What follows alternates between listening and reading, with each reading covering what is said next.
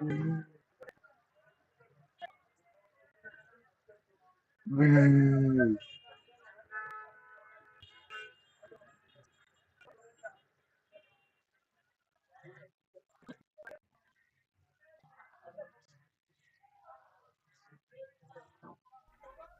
made things like had meaning. They meant something, like the stories amounted to something. The prolonged exposure to individual stars or individual story tropes, they wound up meaning something.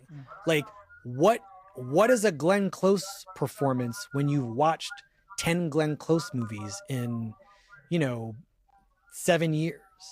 Who is Spike Lee? Who is this guy Spike Lee once you've seen, 4 or 5?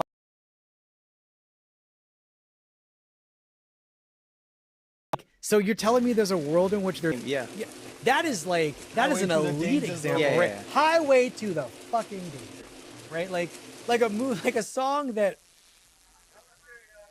it's so written and could only exist for Top Gun. Like you couldn't put that time.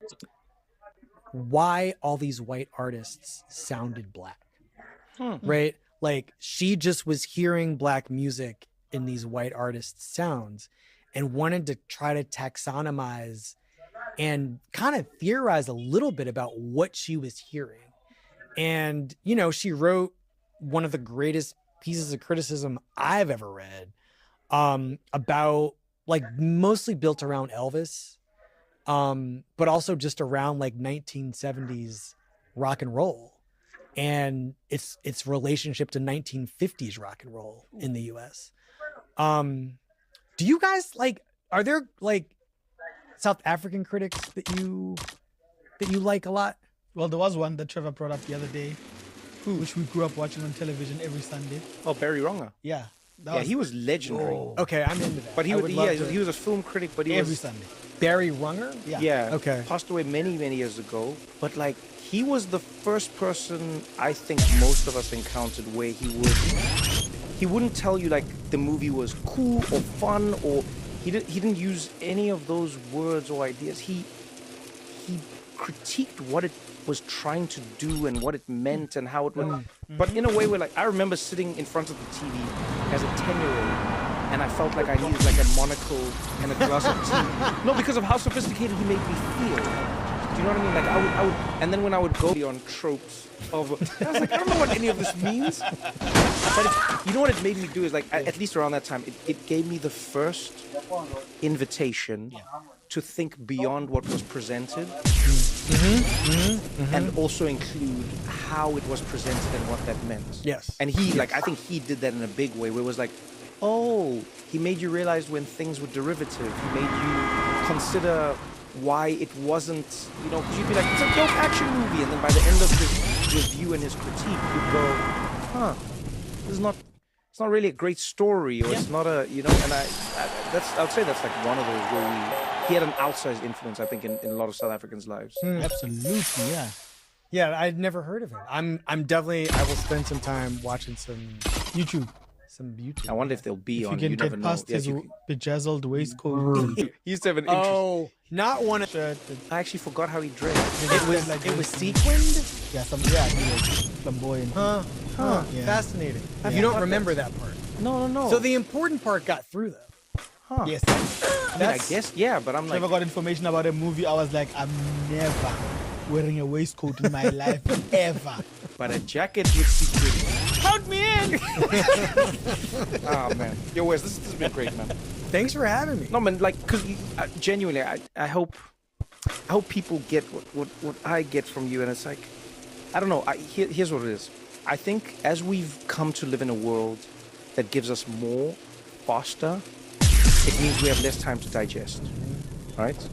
So just like food, you're just getting it shoveled at you. But now it's in tiny little bites, and it's it just moves on, and it's gone. And when you're in that world, you don't necessarily notice the story of the meal that you're getting. You don't see the trend. You don't really understand what just happened, or what you might be part of, or what story you're hearing. And what I really love about your work is it just reminds us and invites us to do that in a really cool way.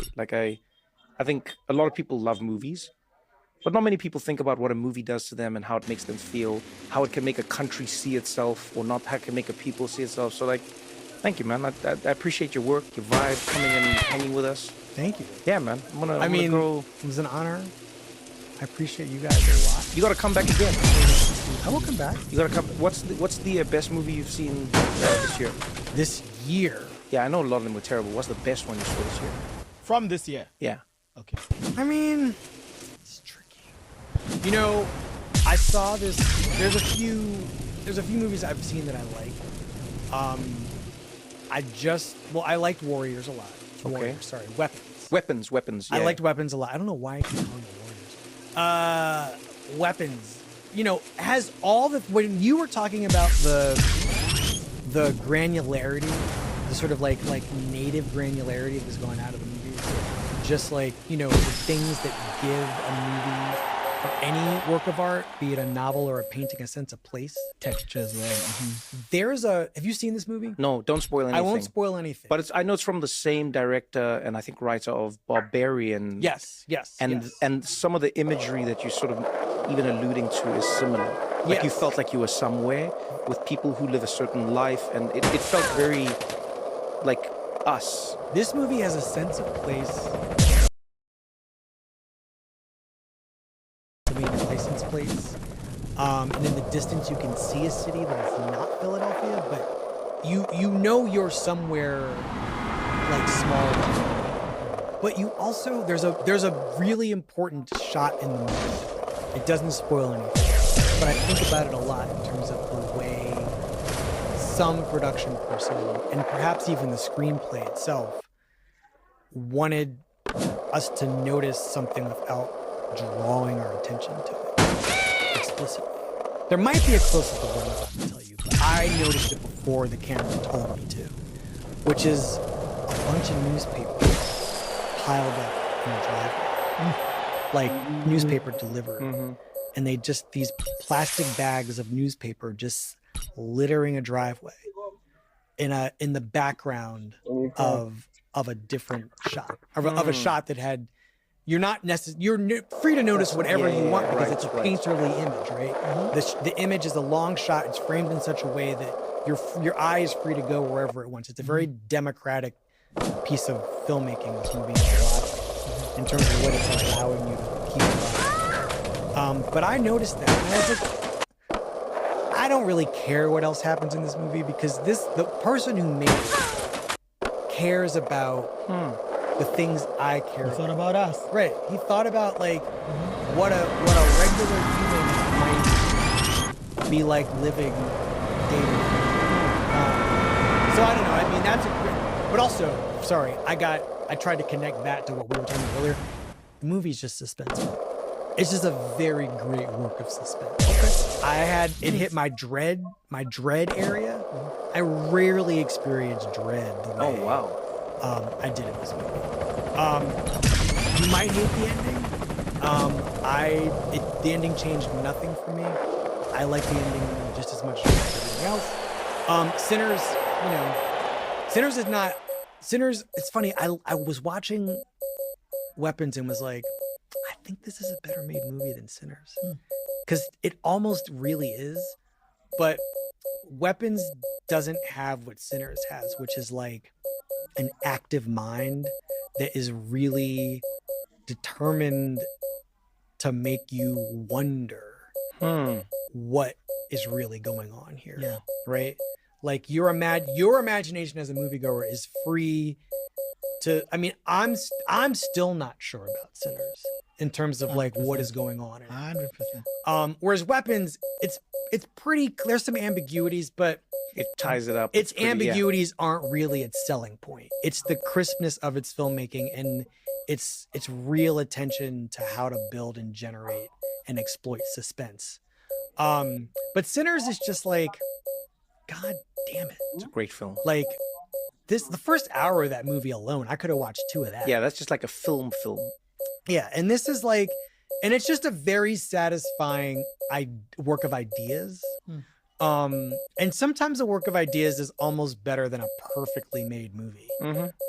So, I mean, those are the two And then there's this movie that's going to come out in the fall by Kelly Reichardt called Mastermind. That's about that's got oh my god, what's that guy's name? I'm not used to saying it.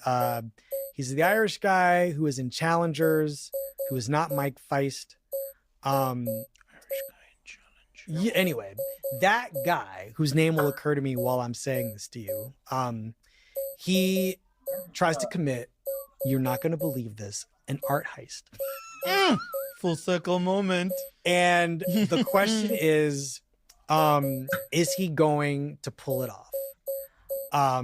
And I won't ruin it for you, but this movie has, it's thrilling because you're watching a director whose movies I've been watching for years. Been yearning for. And she's just really, she's an art director.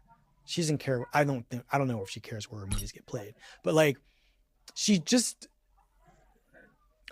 into texture. She's into like atmosphere. Plot is not really her thing. Yeah. This woman was like, you know what? I want to tell a story, beginning, middle, end, suspense, surprise. This movie is the ending of the year. Oh wow! It's got big words. It's called Mastermind. It is very, very good with that Irish actor that you're going to see. What is it? Josh O'Connor? Is that it? Josh O'Connor. We believe in no Googling in our venture.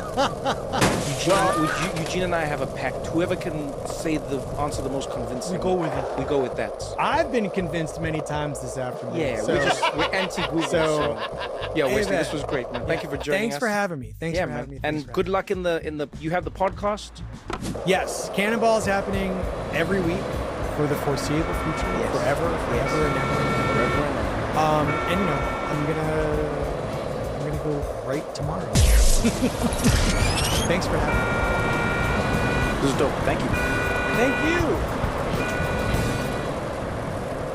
This episode is presented by Whole Foods Market. Whole Foods Market has everything you need for the holidays, whether you're a guest or hosting the big dinner. Whole Foods Market has convenient and cost-friendly finds that'll delight everyone at your table, plus great gift ideas, all of which follow the Whole Foods Market's strict ingredient standards. Shop for everything you need at Whole Foods Market, your holiday headquarters.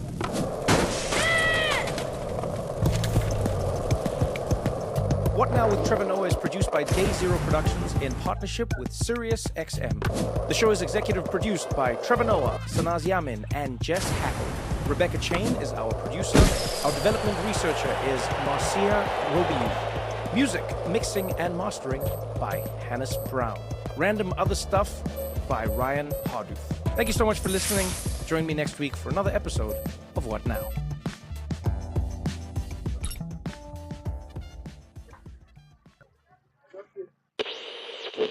Bada bing, bada boo. There is no such thing as